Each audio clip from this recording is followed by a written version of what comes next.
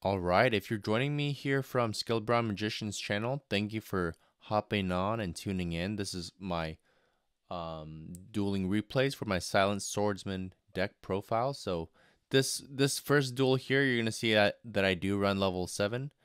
But in the other duels later down the line, you won't see that because I took them out.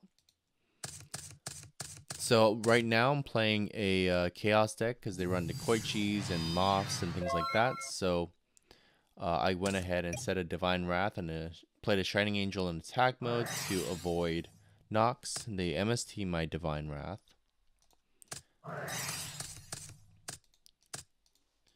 And they're going to pitch a Jinzo to Grave because then he's going to have a Call of the Haunted when I go to try to destroy their back row with my Heavy Storm, which is a pretty nice little tech that they did. And then I'm going to go ahead and Brain Control Jinzo because I know I can tribute it off for my Silent Swordsman here. But I'm going to first attack with Jinzo just to see what the heck they have. And he's stronger than my Silent Swordsman too. So it's a Dekoichi, so I'm just going to go ahead and give him 24. And then instead of giving it back to him, I'm just going to tribute it off and set a ring. He's also going to use a Heavy Storm. And then he's going to use Tribe. So I'm going to go ahead and change that to defense in case of Mirror Force. And then there's the Mirror Force, of course. So I don't want him to use the effect next turn, so I'm going to Snatch Steal it on main phase 2 here. And then he draws into Magical Merchant. So now we're down to our last few cards here, but I have the card advantage, luckily.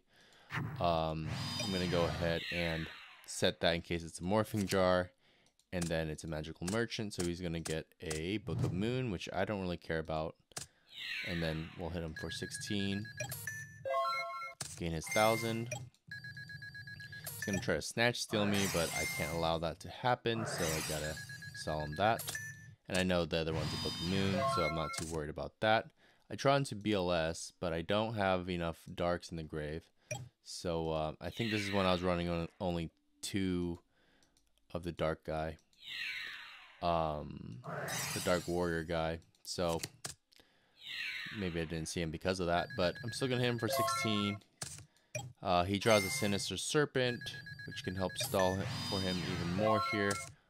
And I draw a Pot of Greed, so I'm thinking, all right, let's just go in. So I start poking him a little bit harder here. Looking forward to my Silent Swordman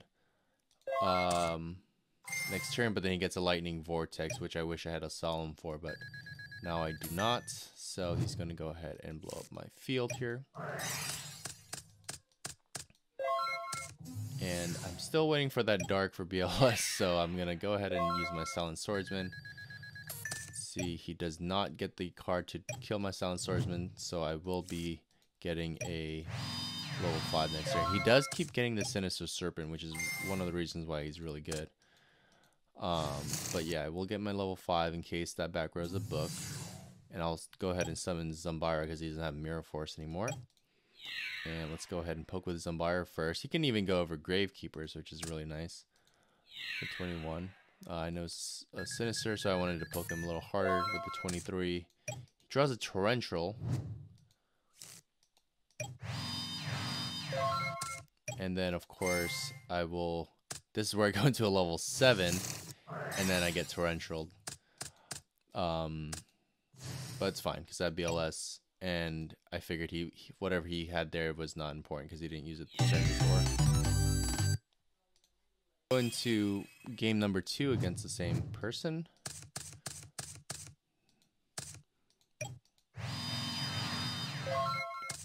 I draw...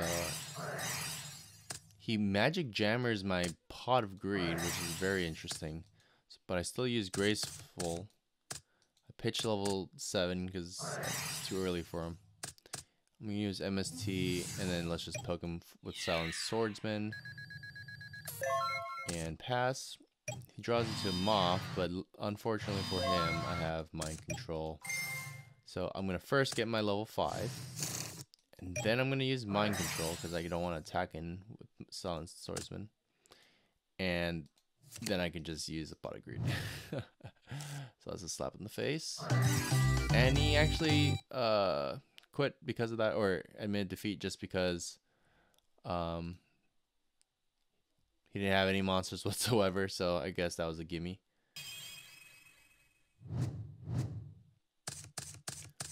So I'm playing the Horus build.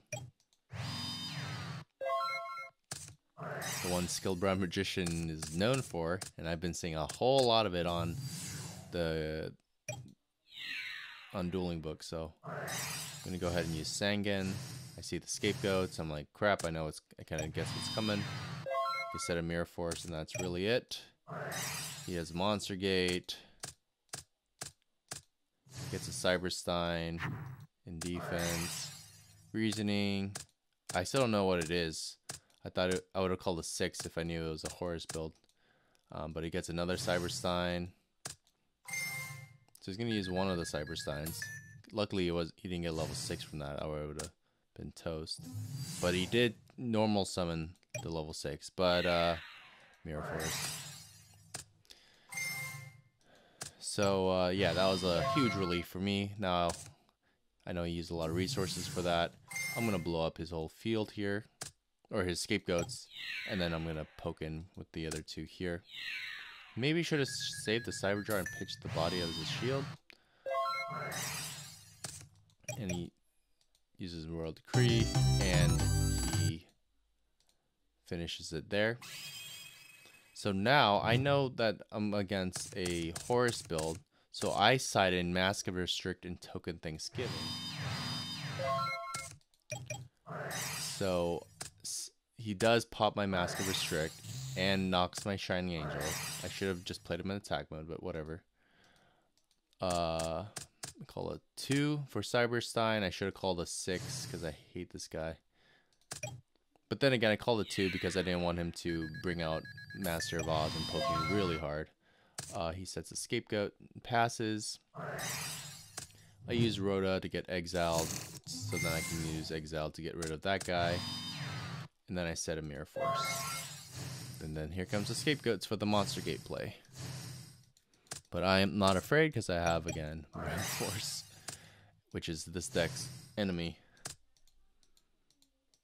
Or a Torrential. Maybe that's why I need a sub in the Torrential. But then he uses a Ryu Senshi, which completely messes me up. So first I'm going to Prima Exiled to get rid of Ryu Senshi. And then I'm going to gain some life points and get rid of his tokens, which is perfect. And I set a Solomon Pass. So now he can't afford another Ryu Senshi, and there's really nothing but like a Heavy Storm that can stop me now. And I think I stopped the Metamorphosis here. And then he sets a call, so I don't have anything. He's going to call the Haunted, that guy, and then he's going to attack, but I have Mirror Force once again. Alright, here is a set of 3 against Sick Marshmallow. Marshmallow. He sets a Dekoichi and Book of Moon. I play Zambira. He's going to book that. And then I play Reinforcement of the Arm. To get exiled. He's going to MST my back row. Knock my Zambira. And then get a Saku off Dekoichi. And hit me for 31. So I'm in good pain right now. Draw into Delinquent, so I'm going to just take some cards out of his hand.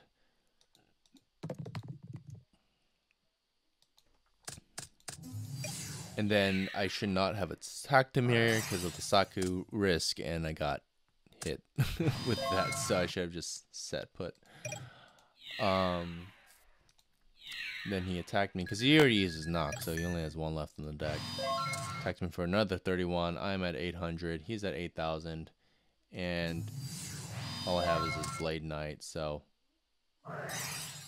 he Giant Trunades and then gets my Blade Knight for the win. Game number 2.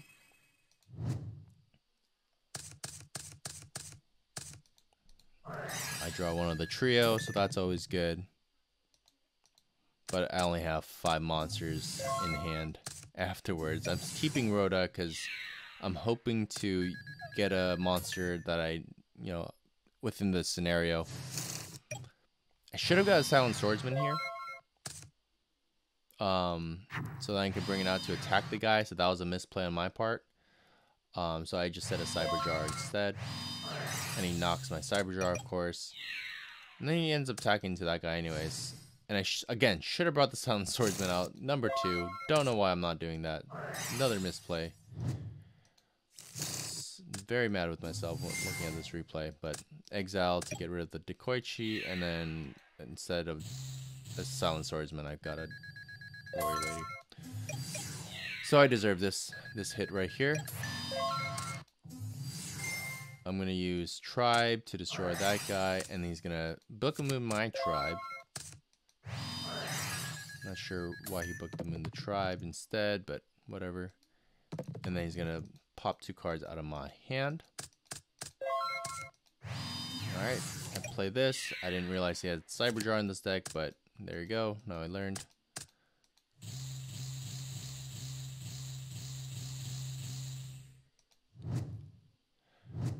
BLS, Divine Wrath, Mirror Force, and Prima. So I got 0 level 4 lowers. He got a... This guy sucks to get off of that because he doesn't get his effect. But he got an 1850 beater. But I am going to go ahead and bring out BLS to banish Mechanicalizer. And I set a Divine Wrath, a Solemn, and a Mirror Force. So I'm ready to go. He's going to, of course, start with Heavy. I got to Solemn that. And then he's going to bring out Jinzo and Snatch Steal my guy. But I'm like, no, sir. You are not bringing that out. And he could have Prima-'d. Yeah, nothing really good to target now. So I'm just going to Brain Control.